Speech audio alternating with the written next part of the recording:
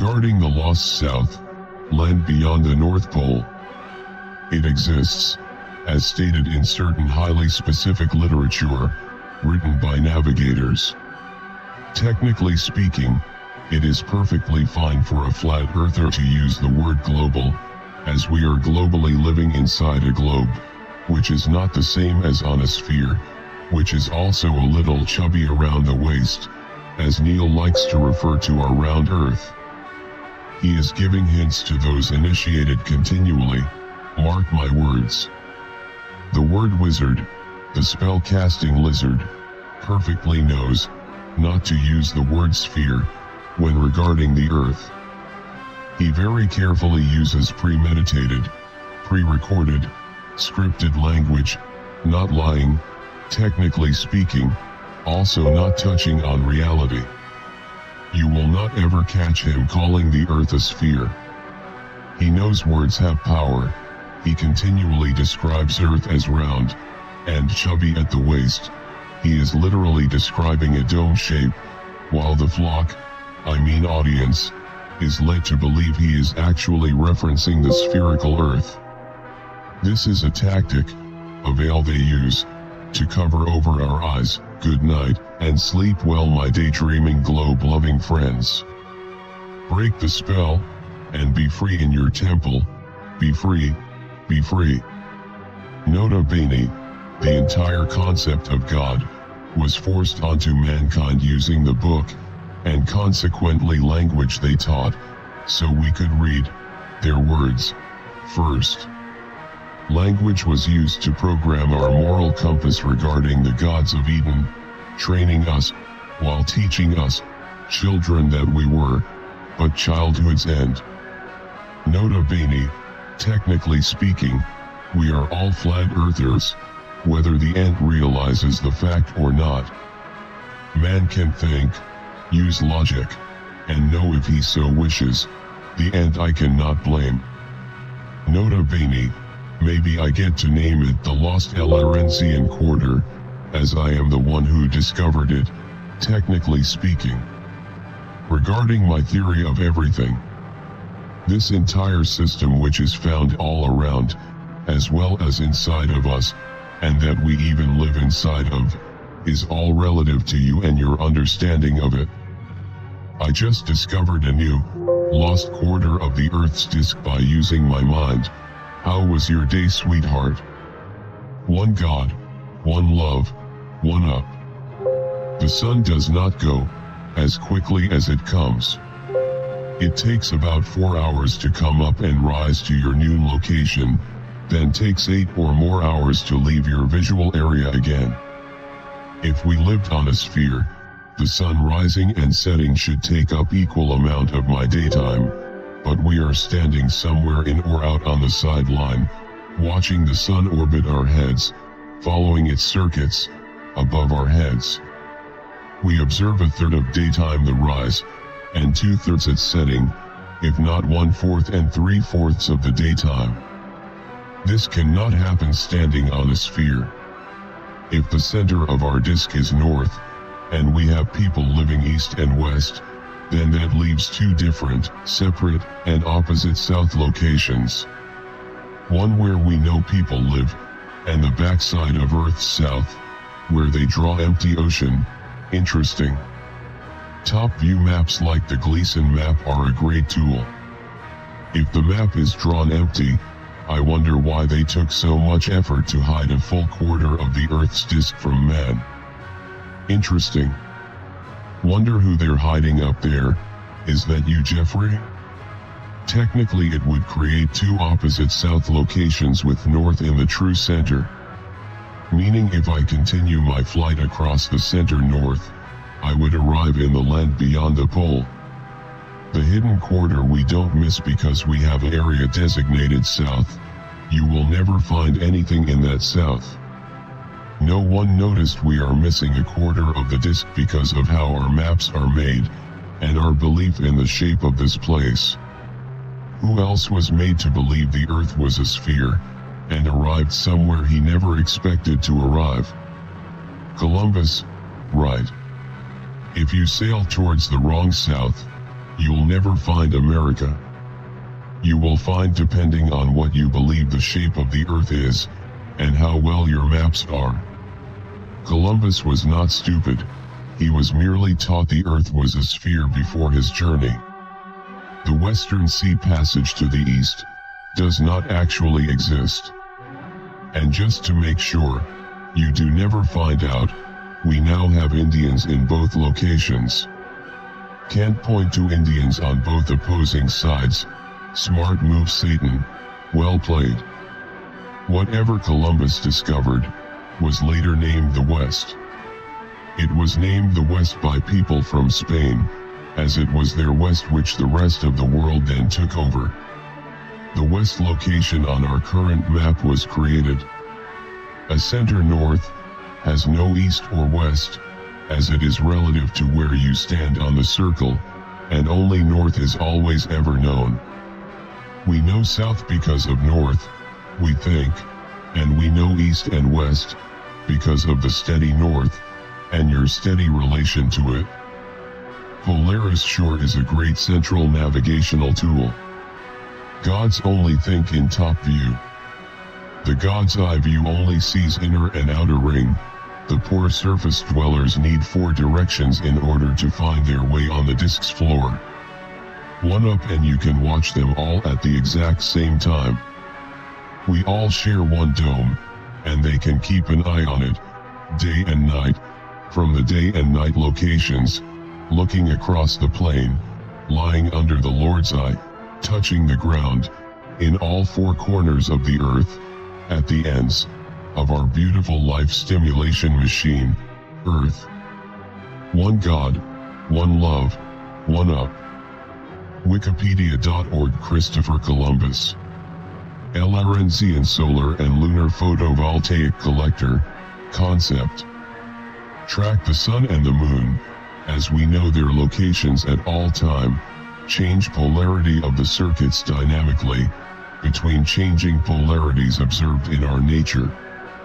The collector charges differently during day than it does during night.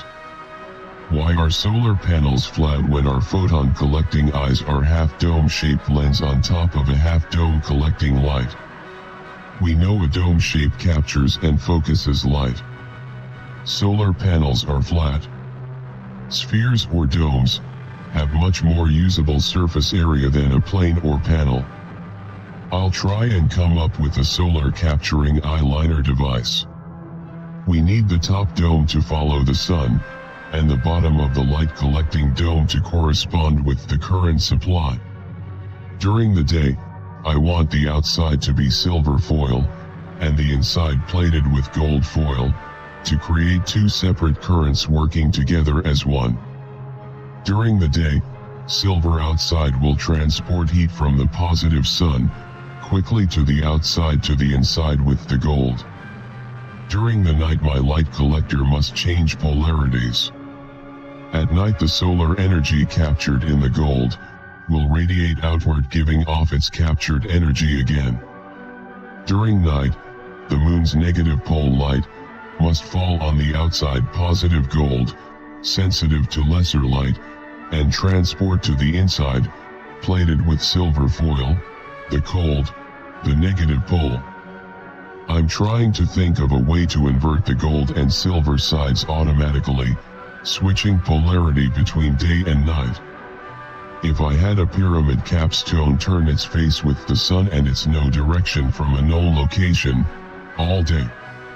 The sun is on one side only, ever. It moves over the south, for us in the northern hemisphere, as does it in Egypt. This helps us know and define what the front side is facing the sun, and what the back side is, opposite its known front. If we know the sun is up, we know how to face the sun with the capstone. If the moon is up, we know what capstone pole we want to have the moon face. Capstone sun tracker for a scale model in a pyramid shape. My solar collector will have a top diffuse lens shape on top of a multi-plated dome shape collecting the diffuse light.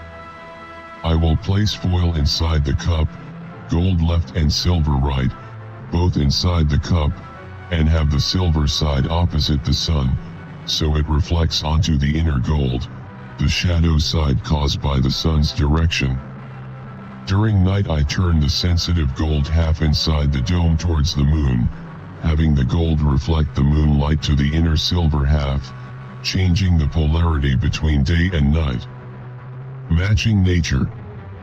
K. Now to model it again, once the principle works on a larger scale using a glass dome, of course will I be able to scale down, using many lenses and their attached collectors, all following the light in the sky. Crystal dome growing shapes concept. To each other completing, 3D printable shapes functioning as one. If I place the top shape on the base shape, and filled it with the correct liquid glass crystal growing materials, I could sort of program and control the growth into the shape's DNA code. The crystal must harden out and follow its growth path given. Could be nice to grow lenses at a specifically chosen diameter, or chosen angle of incidence, the bending of the lens changing its properties. Adding purple coloring might create a UV blocking lens. I might be able to grow my drone ship's model hulls in this manner described. A known diameter of growth could also help me grow a crystal torus for my light drive, as well as the lenses. If I have two torus shapes, one a little bigger than the other, and slice them along their center horizon line, I can again grow two crystal torus halves, to be assembled as one. One on top the other, after I fit in the coils, and within them, holding them, the crystal grown lenses, allowing me to try and make them turn by octuple laser beams, in turn driving my wings. Maybe a clear epoxy might be quicker way to get the base shape. Electrogravitic angelic wingsuit concept. Work in progress, conceptual design, and block-out stages. LRNZ in purple and gold electrogravitic wing design. The entire wing is a electrogravity circuit, but I used a circle for easier demonstration.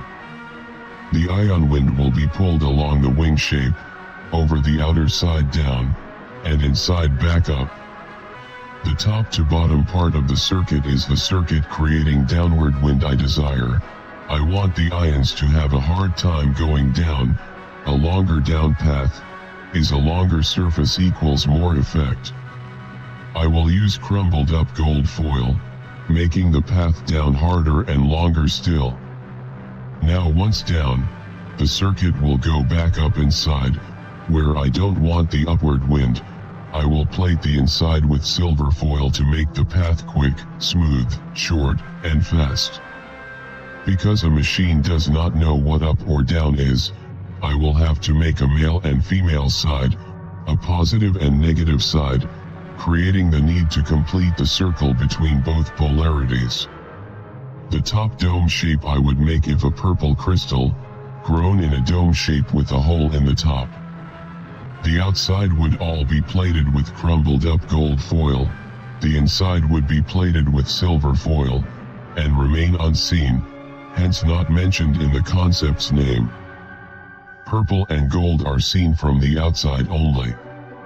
I will need a central aluminum ring to act as the negative pole for the top male positive dome. I will also need a smaller bottom aluminum ring, to have the negative bottom, the female created for the male part on top. The lower dome shape will have its positive pole on top of its orientation, and its negative pole below the shape, teaching the wing what up and down is by designing it into its DNA. If you stretch out the perfect circle into a wider wing shape, we create more area for a charge to reside, more area for the charge to work and create the ion downward wind. Inside we don't want the upward ion wind, so we make the circuit followed easy, without resistance. Purple crystal will act as the insulating smooth shape, and can block UV light created by the ion wind, protecting a pilot against US radiation by using a purple solution during the creating of the crystal. More purple particles, less translucency, less visibility at night. The purple-gold electrogravitic inverted wing. Regarding new battery technology. Assuming most of you understand how an average early battery works already, I will state my inventions, or adaptations between the old and now the new battery type, and how and why I think I can improve on the concept. Normal batteries have an electrolyte, a separator, the anode and a cathode, and a central volt pile consisting of 3 different plates with different functions. First thing I would do, I not use plates but rings, and then instead of rings, I would stack dome shapes, or cup shapes instead of rings. If I stack domes, foil, paper, copper, I would use silver, foil, and gold foil, plus their actual sulfates. Too expensive for reality, so I have to use their equivalents. The idea is using the cups over the plate or discs, because they have a much larger total surface area we can actually charge and hold there in the circuit, allowing us to store up more higher currents inside the same total battery space. Then I would use a cathode coil inside the container, around the glass outer wall downward, to the lower silver negative charged dome shape. From the bottom up I would place a smaller radius anode Tesla coil upwards, to a center magnet placed inside the border between the 2 sulfates. The magnet is a current motor, driving the circuit's direction, and refreshing the electrons, recycling the free electrons around in the electrolyte solution like a 6D free space motor, allowing for refreshing and continual motorized movement or circulation of the fluids inside, allowing the battery to keep the circuit going internally and fresh without adding a load, and thus without loss when not in actual use.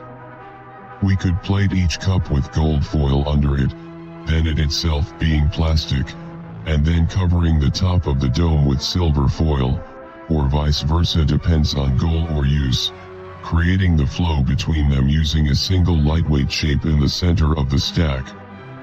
Maybe make holes in the cup and fill them with a liquid metal, to allow the current to move up between cups. More plated cups can be stacked up higher as there is no risk of pushing out the center solid plastic layer shape. We can have many cups stored in higher, room scale, cylindrical home batteries. All I need to do is find out if the cups are orientated correctly. Maybe have 6 up or 6 down, or 3 up and 3 cups down, need to experiment. But the cups will allow for much more storage area, combined with the copper coil's outer rim downward and inner coils upward. A lot more energy can be packed inside the same battery area. More dense energetically, resulting in either smaller batteries same power, or more power inside the same battery size. Electrogravitic bullet and launch barrel. The launcher cylinder has inside inserted a Tesla coil that we can apply power to. The bullet is where the magic happens. The bullet shape is covered with tin foil. Inside in the tip is a connection for the positive pole. Then the ion wind is pulled inside and outside the foil-plated bullet shape, all the way to the back negative pole, an aluminum ring. Then the circuit continues back inside into a little magnet, a capacitor, another little magnet and a mini Tesla coil up to the nose or tips connection point, completing the circuit. The circuit of the bullet is powered from outside, by applying power on the guidance ring or Tesla coil inside the barrel. Once the power is applied from outside into the ring in turn powers the bullet's circuit. Will it begin to move forward by magnetic attraction combined with self-created electrogravitic ionic wind along the bullet's surface. An inner system or circuit could be added to have the bullet levitate during its flight, allowing much greater distances perhaps. The bullet creates its own propulsion and perhaps add extra lift if designed into it. An electromagnetically fired, self-propelling, and lifting projectile. The longer the barrel, the longer the path, the longer we can apply power to the projectile before it leaves the barrel. Once in the air, I hope the magnets and capacitor will continue to circulate their charge through the circuit, propelling it electrically during flight. Could even be radio controlled by the sniper or his sideman. One firing it and one steering it to its target. Controlling steering and adding lift if needed by activating the inner cylinder, providing electrogravitic lift inside the bullet. LRNC and quadro laser drive. One center rotation platform, an axle I power and turn with laser light, generating rotation, performing work. 4 lasers all placed under their own angle of insider, shine straight into the drive. The laser meets a widening or diffusing lens, and finally plastic cone, plated inside with tin foil. The concept will make the laser light bounce around and reflect inside the plastic filled up cones, actually using more light for creating heat there locally and therefore pressure or controlled expansion, and in turn creates a rotation for the center axle which we can use for other ends. The principle is based on a Crookes radio tube. This is an evolution on the same concept. We can expand the amount of lasers and receptors size and or using more angles of incidence. We can make the laser light stronger by having it move through a plastic cylinder filled with little focusing lenses. The stronger the lasers, the more heat and pressure, the faster the rotation of the drive. We can even stack lasers on top and stack receptors on top of each other. When would a laser drive have as an advantage besides it being created electrically? Now I need to find a way to use the sun's light, guiding the sun into the drive from 4 or 8 sides, creating an octo laser drive. Sun is free, and once you have the lenses and the casing, the sun keeps on coming. I need a sun tracker perhaps, and a way to guide and bend the sunlight, perhaps glass fiber cables and a disc capturing the sun, dividing it over 4 or 8 entrances to the drive. We need a solar drive, think Dennis. Okay, got it? Same exact principle as an eyeball. Place a diffusing lens onto a reflective cup, then fiber nerves cables capturing the reflective bouncing light from inside the cup, transporting it in bundles, feeding the drive with focused solar power. My entire drone is made of 2 lenses.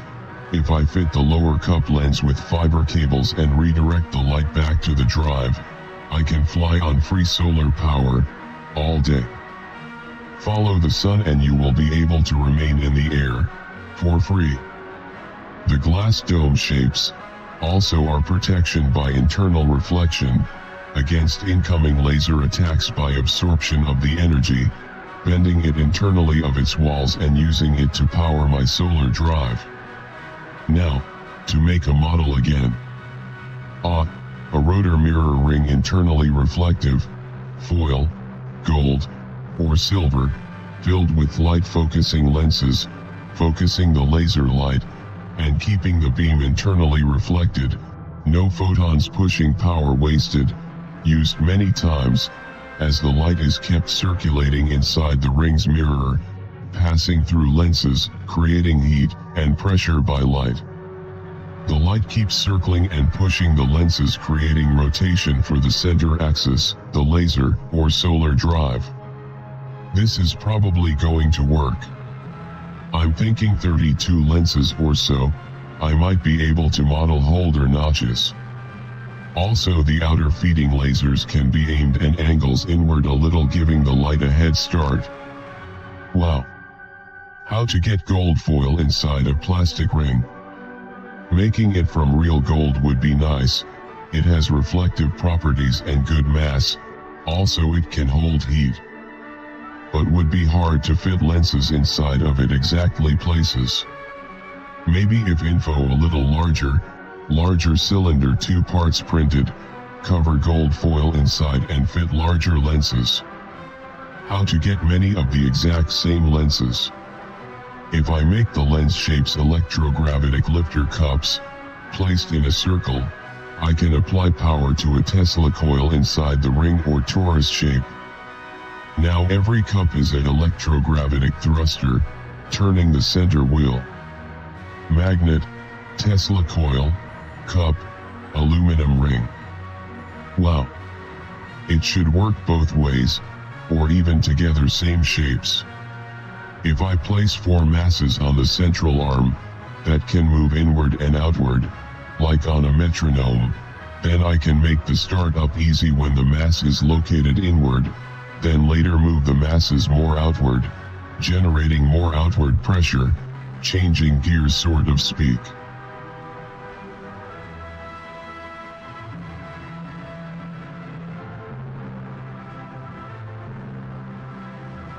I want to teach the world to fly.